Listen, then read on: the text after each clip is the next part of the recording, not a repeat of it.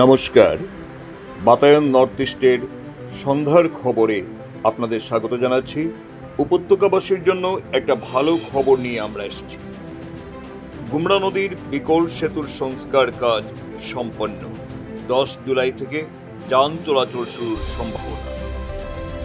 6 নম্বর জাতীয় সড়কের ওপর অবস্থিত গুমরা নদীর বিকল সেতুর সংস্কার কাজ সম্পন্ন হয়েছে।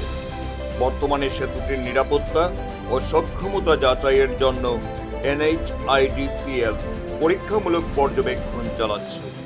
এ কারণে আগামী 2 থেকে 3 দিন সেতুটিতে যানবাহন চলাচল বন্ধ রাখা হয়েছে। সবকিছু সন্তোষজনক থাকলে খুব সম্ভবত আগামী 10 জুলাই থেকে সেতুটিতে পুনরায় সকল ধরনের যানবাহন চলাচলের জন্য সবুজ সংকেত দেওয়া হবে।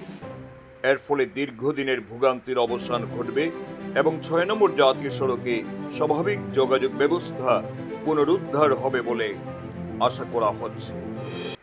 আপনারা শুনলেন বাতায়ন নর্থ ইস্টের পক্ষে কালাইনছড়া থেকে পীযূষ বৈষ্ণবের প্রতিবেদন।